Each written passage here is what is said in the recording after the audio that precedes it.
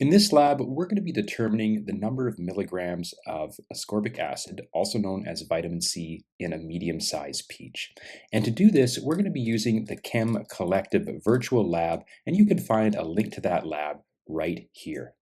So in this lab, we're going to be taking some potassium iodide, and we're going to be performing a series of titrations.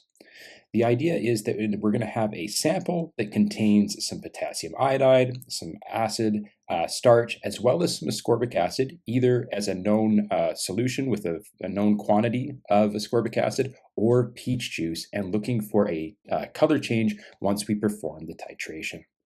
So here is the chemical reactions that we're going to be using.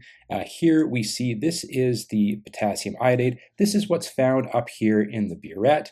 The first reaction that's taking place is it's reacting with some potassium iodide and some acid catalyst to produce some iodine. That iodine then goes and reacts with the ascorbic acid to produce this dihydroascorbic acid solution. Now, as long as there is ascorbic acid found within the sample down here in our Erlenmeyer flask, we won't have any excess iodine. It will be constantly being used up. But once we've used up all of the ascorbic acid, there's no more ascorbic acid available to produce this product, and we have excess iodine. That excess iodine can then react with the starch to produce this starch-iodine complex, which eventually turns blue and signals the endpoint of our titration.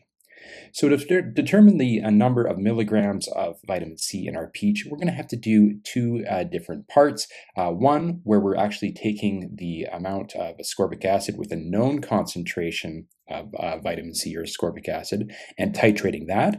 That's where we're using this formula right here. And then we're going to do another series of titrations where we're using peach juice in our Erlenmeyer flask and figuring out what volume of titrant we needed for that to figure out the endpoint. So this is the formula that we're going to be using throughout the lab, and this lab is going to have a series of parts. Part A, we're going to be creating a stock solution of potassium iodide from a solid. So this is the stuff that we're putting up in our burette, and that has to be created in the lab. It's not provided as a solution that we can just add to our burette. We actually have to make it.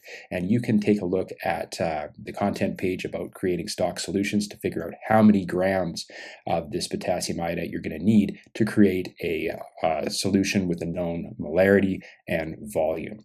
So check that out. And then in part B, we're going to take those sample solutions of ascorbic acid with that known concentration of vitamin C and performing a titration. So we know that when we do part B, the ascorbic acid solution that we're using has 20 milligrams of vitamin C if we've prepared it correctly. Then we're going to have to figure out in part B how much volume of titrant we need for that color change to take place. Once we have that, we have this component of the formula that we're going to be able to use to later calculate the milligrams of vitamin C in a peach. In part C, what you're going to be doing is you are going to be designing a procedure where you're going to be putting the peach juice and preparing the sample so that it can then be titrated to figure out how much volume of titrant you needed to make a color change take place within your peach solution. That means that you have this component from part C and this component from part B, and we can solve for the milligrams of vitamin C in peach juice. So as a part of this lab, you're going to be working through the virtual lab, going through part A, going through part B, and eventually the end goal is to create a lab report. You can see what's needed in the lab report by taking a look at the very bottom of the page. There's a link to how to write a correct lab report, and these are all the components that you need to include in your lab report, and you can take a look at this content page for information and details on what should be included for each of those sections in a formal lab report.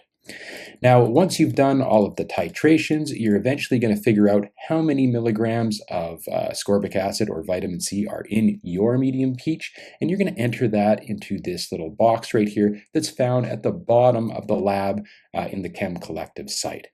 Now, what you should be doing is you should be doing 3 different trials for every single sample.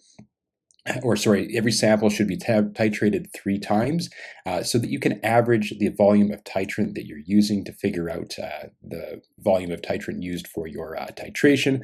And then you can do your calculation and figure out how many milligrams of ascorbic acid are in that peach. Now, every single peach in the lab is different, so you can't just take a look at something that you find online. You actually have to do the lab to get the right result. And if you do the lab correctly, you will eventually see a page that says, yeah, your answer is correct. The medium peach that you used contained this amount of ascorbic acid, and your answer is correct. As you're working through the lab, you're going to be asked to take screenshots of your work. You're going to have to rename your flasks with your name as well as what's indicated within the instructions. And those screenshots just let me know that you've actually performed the lab yourself and that you're not taking information or something from the internet and passing that off as your own work. I want to see that you've actually performed the lab. So that is the formal lab report. It will just be submitted to a D2L Dropbox, and you'll be graded using those skills rubrics found at the bottom of the page. The lab can be a little bit involved, and if you have any questions, make sure you contact me in private discussions.